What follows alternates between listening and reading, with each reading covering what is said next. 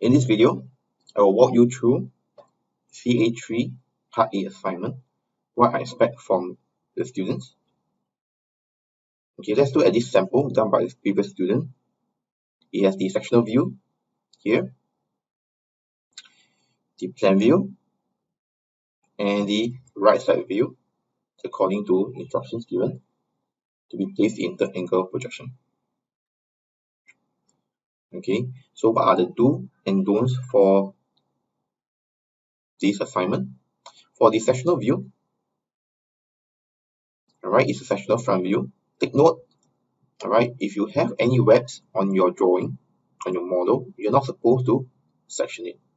So this person who did it is not correct. So make sure, okay, let me temporarily off the dimensioning lines. Right, let me withdraw the circle.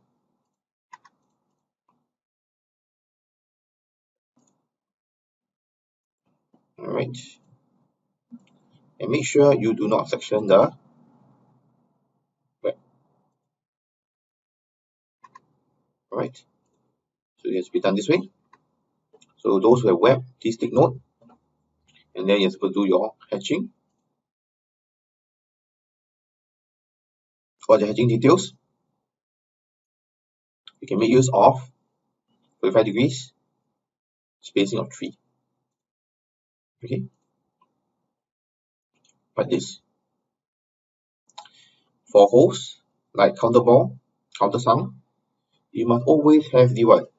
The line starting from here and join it up like this, so that you can see two distinct rectangles. Alright, so similarly for the top view, you need to close this guy up.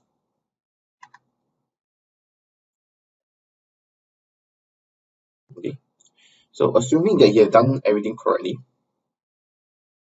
okay, please take note of your center lines. Alright, every center line will be given marks. So take note of center line. Make sure you have your center line drawn. You can copy from the center of this circle to the next center.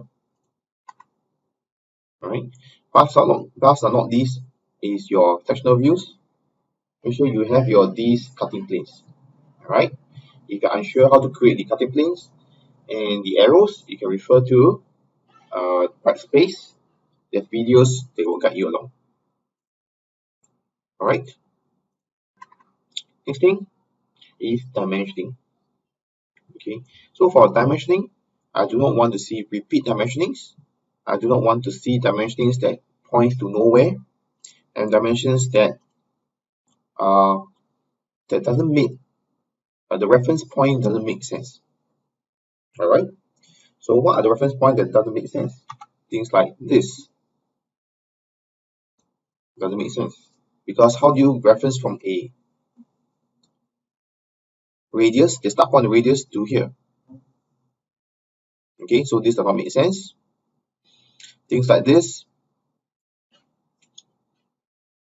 What else? Things like this doesn't make sense. Alright, the 2 mm doesn't make sense. Angle that I mentioned to you before. Is it really the angle that is the one that is the that decides the dimensions of this angle, of this slope? Maybe it's this one, alright, the size of the item that determines the angle. Alright, what else? You also need to know or need to check whether you have any double dimensionings. Okay, when we double dimensionings, things like in this case I do not see any double dimensions. Alright, okay, so for example, you have 38 here, and then you come here and you still dimension 38. Okay, and then this is called double dimensioning. So in double dimensioning, we do not want double dimensioning. Okay, so do check your work. Alright, always dimension on the view where you can see the item or the feature clearly. Alright, okay, right, so let me correct this guy. Okay, for example, 2 mm here doesn't make sense. 52 makes sense because it's the overall size of the boss. Alright, you can actually dimension here if you want to. All right. Next thing is you can change dimension. Things like from here, endpoint to endpoint, whereby it makes more sense. All right, because when you use a vernier caliper to measure, you can actually use or tool to measure. You can actually measure the overall size. 36 here doesn't make sense, so we don't use this. Okay, one that make more sense would be either from the endpoint to this point here, right? Okay, this one doesn't make sense, so do not make all these mistakes. So look at your dimensions, all right, and see whether you have all these mistakes being made. All right, so dimension here, your double dimension overall size can be done here. There's no hard and fast rule saying that everything might be done on one view. All right, but if you have sectional view, all right, it's good to dimension on here. Those things are very obvious, you can do it here. Okay, what else? You can probably dimension the width here. You got 16 here. All right, do you need to have 66 here? All right, if you have, so what you need to do is actually you must dimension this radius here. All right, so you dimension this radius here. You do not need to have, you already have, oh sorry, you already have 16 here. Let me delete this guy away. All right, then you do not need to have this 66. Why? Because you have the overall size, you have the radius 16, you have 16 here. So you know what is the remaining length. Okay, all right. To make it much more neater, okay, diameter 18, for example, 18 here or 18 here can be represented like this. Bring up, and then just add in the text. For example, symbol, add in diameter. Okay, and remember to delete away this one. Right? Okay.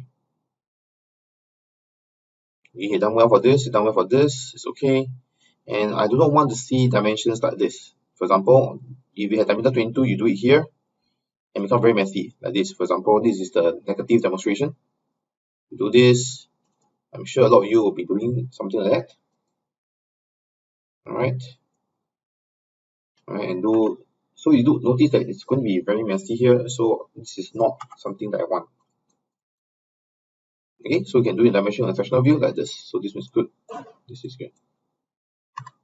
Okay, so you can delete away, delete away. This radius 18, you can do it this way. Okay, or alternatively, you can delete this one. You do the overall size like this. You do the overall size like this. Okay, notice that when I do the dimension 36, I do not click on these 2 points here. Okay, why? Because otherwise you will not see the gap. Okay, if I do it here, you do not see the gap. Okay, what I want is I want to see the gap. Right, so this one not correct. So push it down to here, and then you should do a click here. You can do here something like this, and then change it to R. Delete away the dimensions. Right, we can do it this way. Right, 36. You see R. R represents what? 36 divided by 2. Okay. Alright, so that can be done. Okay, so make sure you do not see any repeat dimensions. Okay, so some of the dimensions here are not so good. For example, this 16 here, sorry, this 6 here is the width of the web. So you drag all the way to the end, which is no good. Usually it can be done like this, or you can push this dimension out like this. Okay, and this 18 here is not done nicely. You know, this is all the way inside here. You can push it here this way.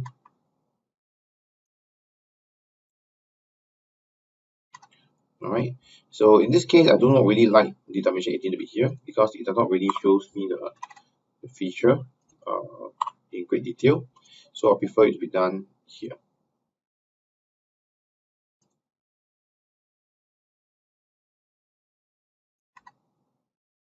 Okay, alright, so you can see this 18 here, or you can actually dimension from here to here, which I think is a better choice. Okay, which I think is a better choice. Alright.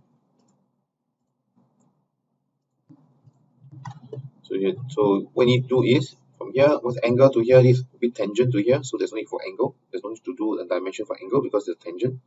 Alright, but you know that the sine start from the left edge of the wall to this point is 50. Okay, alright, and then you continue doing your dimensioning, like for example like this.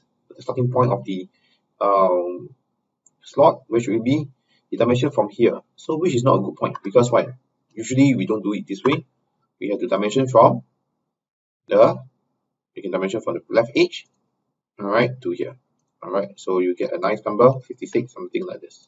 Okay, after that, you just do an adjustment. Right, like this. Okay, so once you readjust all your dimensions, okay, make all your adjustments to your dimensions that you created. Alright, make sure it's presented nicely. You need to label your views. Alright, so do remember to label views. So this one is what? Sectional. In this case, sectional view. Again, capital letter, section, view A-A. You can drag this to make it like this, and then you can actually underline them. Sectional view AA. Alright, you can label this. This will be my right view.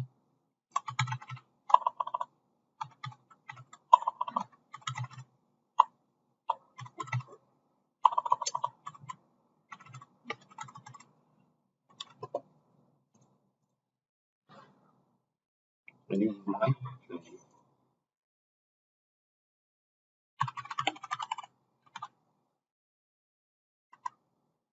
Alright, so over here, make sure you fill in your this one. Alright, your angle projection, which can be, you can actually drag or you can copy and then place it in here, which is the angle projection. Alright, okay, so with this I will end the video. So you can actually take a look at your items and check whether you've done it your CA3 assignment correctly or not.